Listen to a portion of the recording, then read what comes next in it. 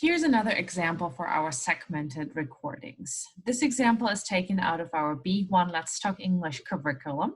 And it's a vocabulary practice, and students have two stimuli. So they have to look at this schedule, and then they also have to listen to these questions. Again, the questions come from an audio file, and you as the teacher can select when there are pauses so that students answer these questions. So you don't have to build in these pauses in your audio file. You get to do that with the hub later to select the segments in between.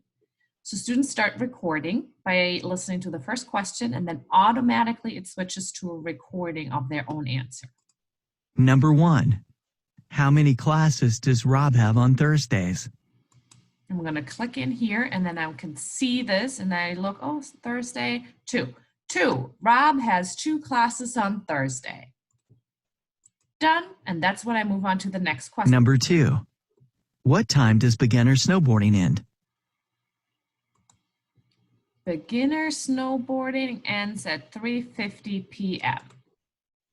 Click done to move on to the next question.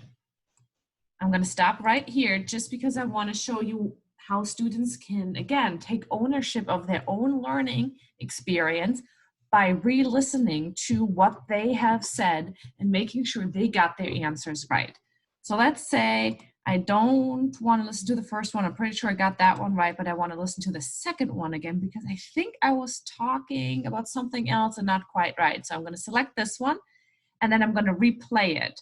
The little green bar on the bottom, that's everything that the student says, so their voice. And then the blue one on top, that's the original questions that were recorded.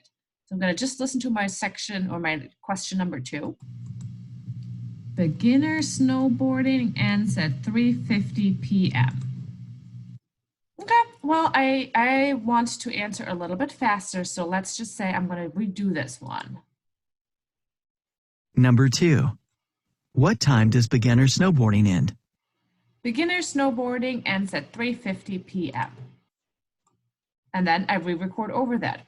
Let's check number 1 again. Maybe that was the one that I didn't like so much. Click in here, and then I can see this. Yeah, that's the one where I was talking. 2. Rob has 2 classes on Thursday. So I want to re-record this one without all my talking in the beginning, but just by giving the answer. So I'm going to just hit record again. Number 1. How many classes does Rob have on Thursdays? Rob has 2 classes on Thursdays.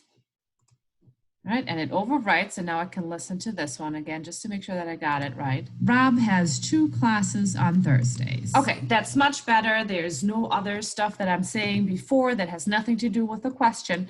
So that's how students can really look again at, okay, did I do this right? Am I happy with my answer? So they can re-record each of these segments individually again if they're not happy at the end before they submit this to the teacher.